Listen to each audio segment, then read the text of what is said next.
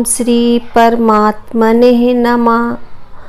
त्वमेव माता च पिता त्वमेव बन्धुश्च सखा त्वमेव विद्या द्रविणं त्वमेव सर्वं मम देव। श्रीमद् भागवत गीता 5वां अध्याय।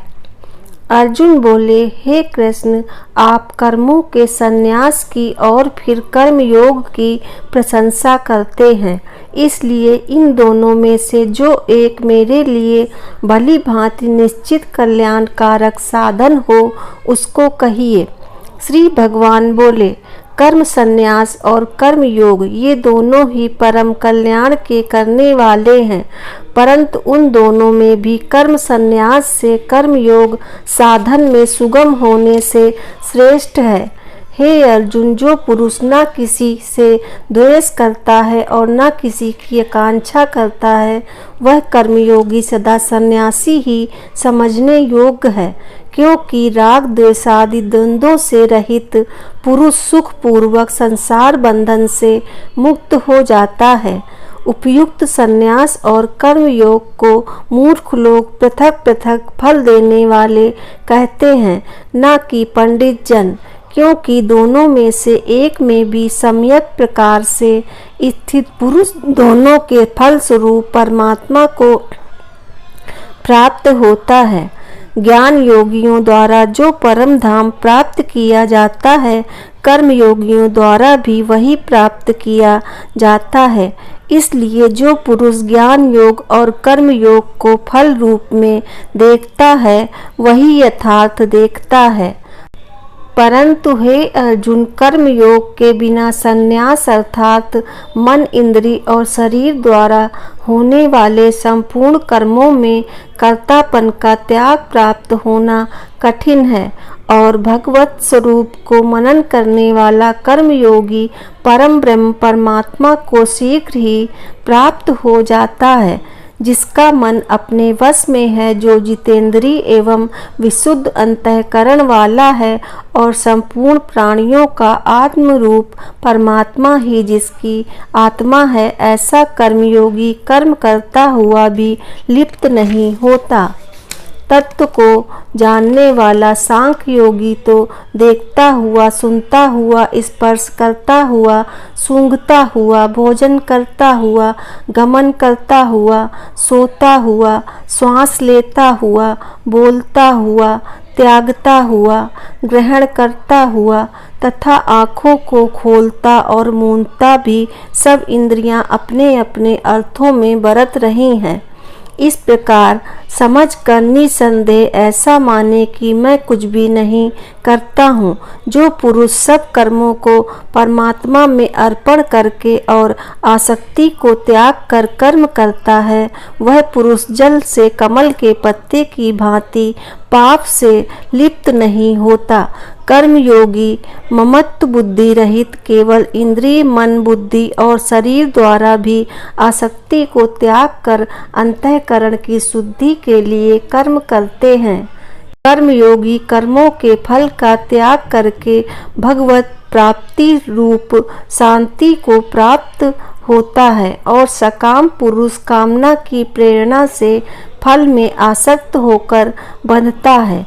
अंतःकरण जिसके वश में है, ऐसा सांख्य योग का आचरण करने वाला पुरुष न करता हुआ और न करवाता हुआ ही 9 द्वारों वाले शरीर रूप घर में सब कर्मों को मन से त्याग कर आनंद पूर्वक सच्चिदानंद घन परमात्मा के स्वरूप में स्थित रहता है। परमेश्वर मनुष्यों के न तो कर्तापन की, न कर्मों की और न कर्म फल के संयोग की ही रचना करते हैं, किंतु स्वभाव ही बरत रहा है। सर्वव्यापी परमेश्वर भी न किसी के पाप कर्म को और न किसी के शुभ कर्म को ही ग्रहण करता है, किंतु अज्ञान के द्वारा ज्ञान ढका हुआ है।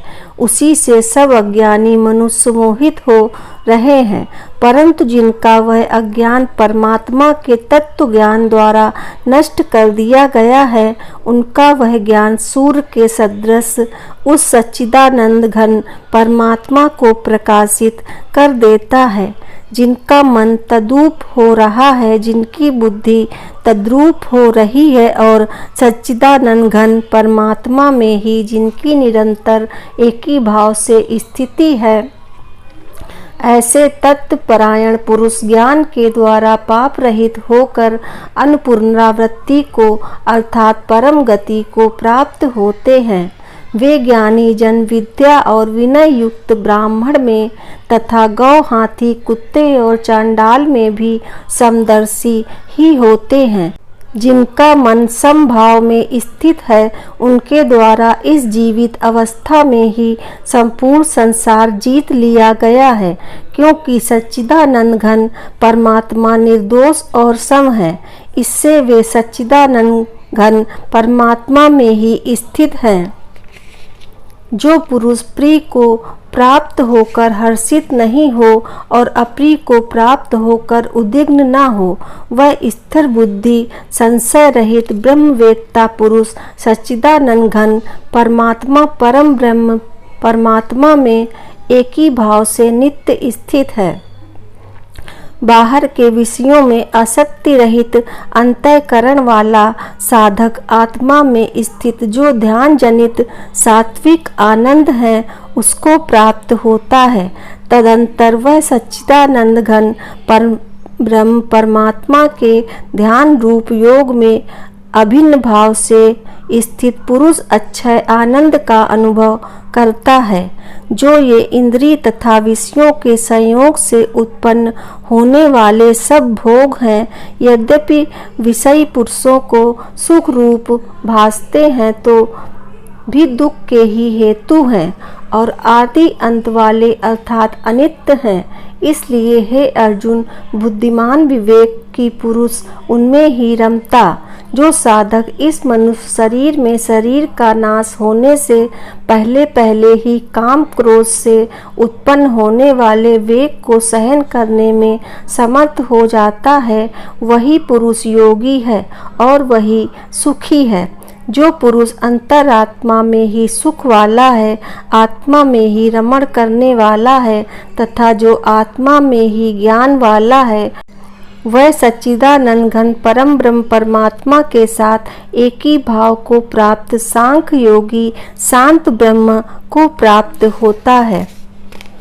जिनके सब पाप नष्ट हो गए हैं, जिनके सब संशय ज्ञान के द्वारा निवृत्त हो गए हैं, जो संपूर्ण प्राणियों के हित में है और जिनका जीता हुआ मन निश्चल भाव से परमात्मा में स्थित है, वे ब्रह्मवेत्ता पुरुष शांत ब्रह्म को प्राप्त होते हैं।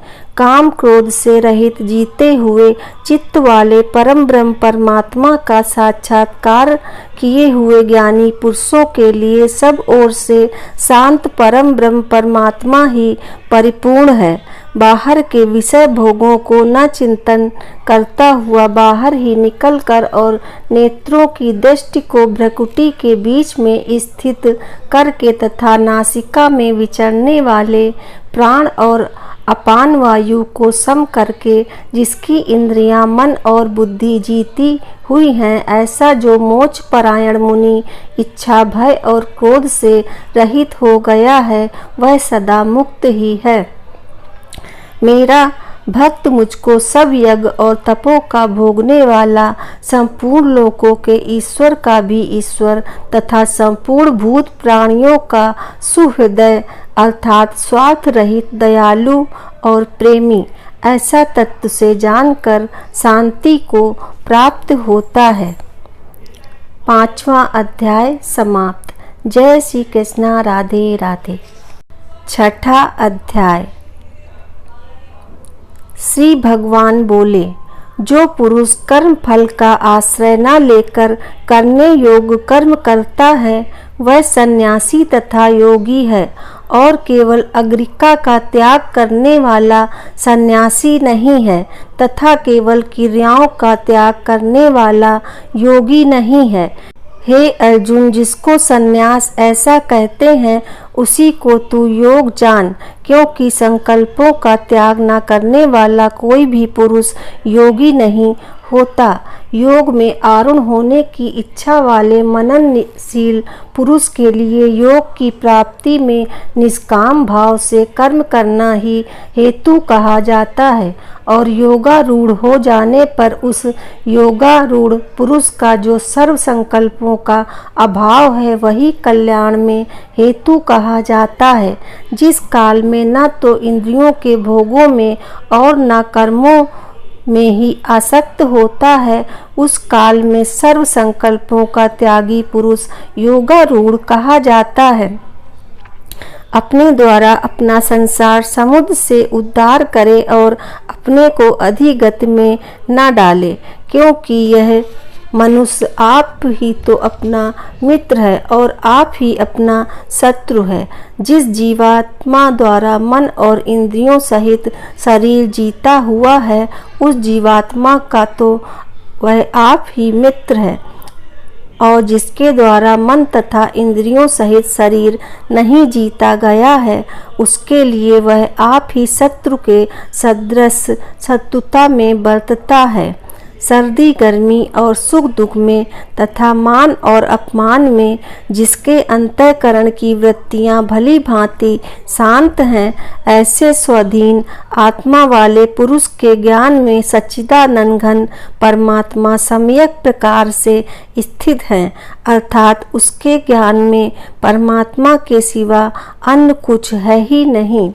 जिसका अंतःकरण ज्ञान विज्ञान से तृप्त है, जिसकी स्थिति विकार रहित है, जिसकी इंद्रियां भली भांति जीती हुई हैं और जिसके लिए मिट्टी पत्थर और स्वर्ण समान है, वह योगी युक्त अर्थात भगवत प्राप्त है, ऐसा कहा जाता है। सुहृदय मित्र वैरी उदासीन मध्यस्थ देश और बंधु गुणों में धर्मात्माओं में और पापियों में भी समान भाव रखने वाला अत्यंत श्रेष्ठ है।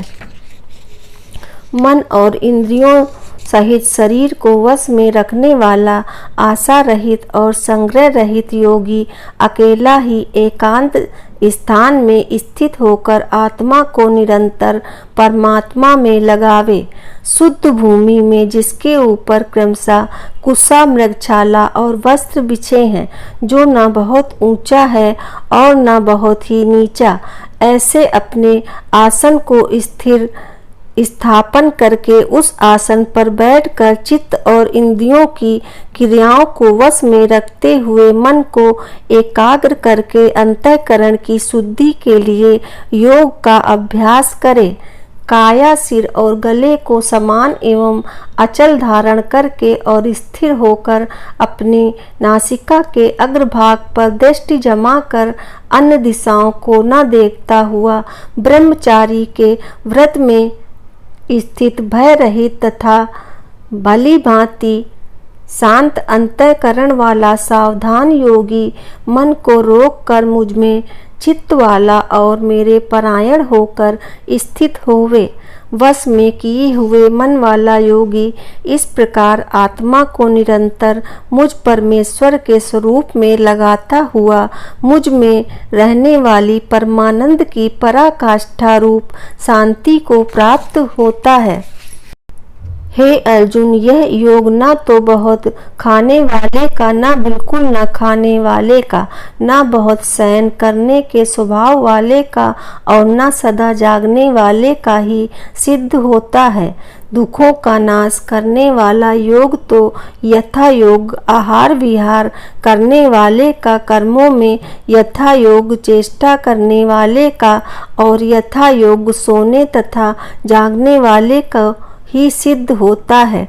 अत्यंत वश में किया हुआ चित्त जिस काल में परमात्मा में ही भली भांति स्थित हो जाता है, उस काल में संपूर्ण भोगों से स्पृहा रहित पुरुष योग युक्त है, ऐसा कहा जाता है। जिस प्रकार वायु रहित स्थान में स्थित दीपक चलायमान नहीं होता, वैसे ही उपमा परमात्मा के ध्यान में लगे हुए योगी के जीते हुए चित्त की कही गई है।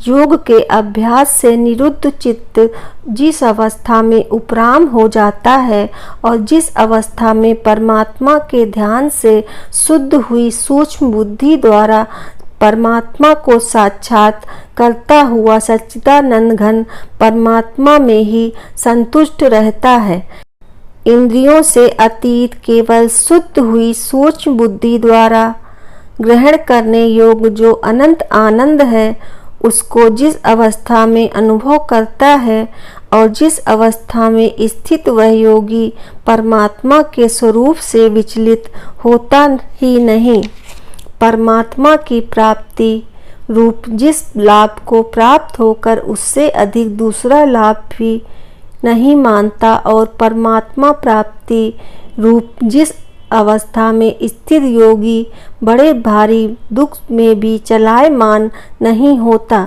जो दुख रूप संसार के संयोग से रहित है तथा जिसका नाम योग है, उसको जानना चाहिए। वह योग न उकताए हुए अर्थात धैर्य और उत्साह युक्त चित्त से निश्चय पूर्वक करना कर्तव्य है।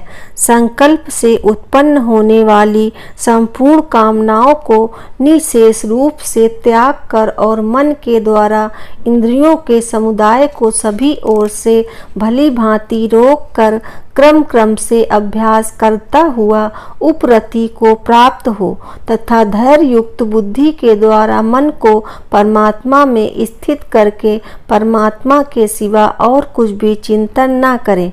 यह स्थिर न रहने वाला और चंचल मन जिस शब्दादि विषयों के निमित्त से संसार में विचरता है, उस विषय से रोक कर यानी हटा कर इसे बार बार परमात्मा में ही निरुद्ध करें,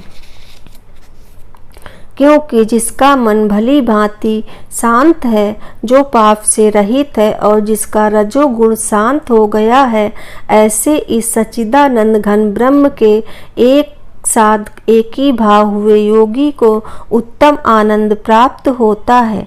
वह पाप रहित योगी इस प्रकार निरंतर आत्मा को परमात्मा में लगाता हुआ सुखपूर्वक परम ब्रह्म परमात्मा की प्राप्ति रूप अनंत आनंद का अनुभव करता है। सर्वव्यापी अनंत चेतन में एक ही भाव से स्थिति रूप योग से युक्त आत्मा वाला तथा सब में समभाव से देखने वाला योगी आत्मा को संपूर्ण भूतों में स्थित और संपूर्ण भूतों को आत्मा में कल्पित देखता है। जो पुरुष संपूर्ण भूतों में सबसे आत्मरूप मुझ वासुदेव को ही व्यापक देखता है और संपूर्ण भूतों को मुझ वासुदेव के अंतर्गत देखता है, उसके लिए मैं अदृश्य नहीं होता और वह मेरे लिए अदृश्य नहीं होता। जो पुरुष एक ही भाव में स्थित होकर संपूर्ण भूतों में आत्म रूप से स्थित मुझ सच्चिदानंद घन वासुदेव को भजता है, वह योगी सब प्रकार से बरतता हुआ भी मुझ में ही बरतता है। हे अर्जुन, जो योगी अपनी भांति संपूर्ण भूतों में सम रखता है और सुख अथवा दुख को भी सब में सम रखता है, वह योगी परम श्रेष्ठ माना गया है।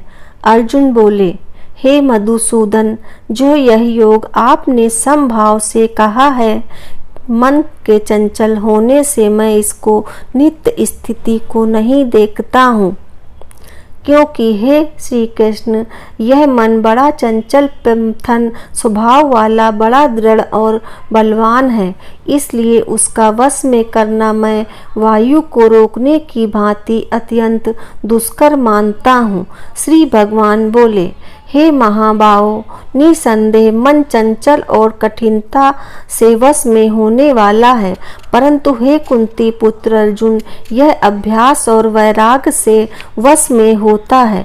जिसका मन वश में किया हुआ नहीं है, ऐसे पुरुष द्वारा योग दुष्प्राय है और वश में किए हुए मन वाले प्रयत्नशील पुरुष द्वारा साधन से उसका प्राप्त होना सहज है। यह मेरा मत है। अर्जुन बोले, हे श्री कृष्ण, जो योग में श्रद्धा रखने वाला है किंतु संयमी नहीं है, इस कारण जिसका मन अंतःकाल में योग से विचलित हो गया है, ऐसा साधक योग की सिद्धि को अर्थात भगवत साक्षात्कार को न प्राप्त होकर किस गति को प्राप्त होता है। हे महाबाहो, क्या वह भगवत प्राप्ति के मार्ग में मोहित और आश्चर्य रहित पुरुष छिन्न छिन्न बादल की भांति दोनों ओर से भ्रष्ट होकर नष्ट तो नहीं हो जाता?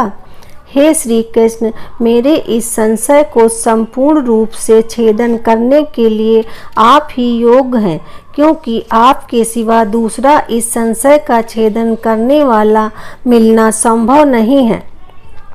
श्री भगवान बोले, हे पार्थ, उस पुरुष का न तो इस लोक में नाश होता है और न परलोक में ही, क्योंकि हे प्यारे, आत्मोद्धार के लिए अर्थात भगवत प्राप्ति के लिए कर्म करने वाला कोई भी मनुष्य दुर्गति को प्राप्त नहीं होता।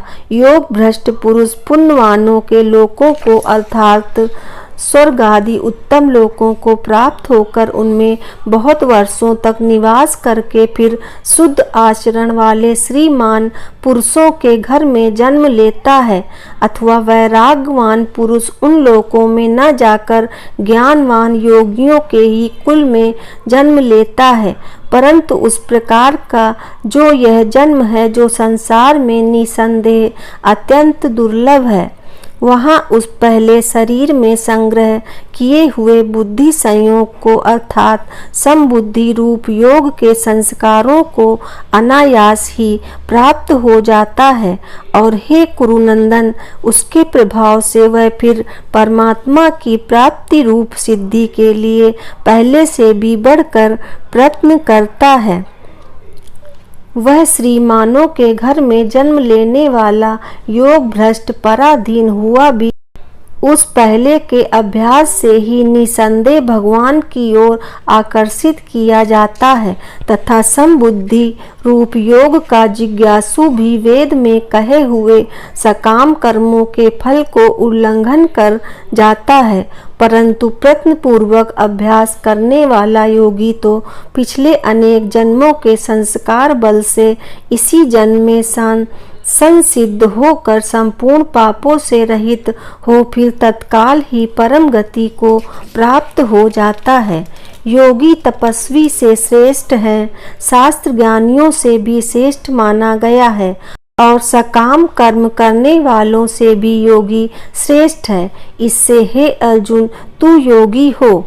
संपूर्ण योगियों में भी जो श्रद्धावान योगी मुझ में लगे हुए अंतरात्मा से मुझको निरंतर भजता है, वह योगी मुझे परम श्रेष्ठ मान्य है।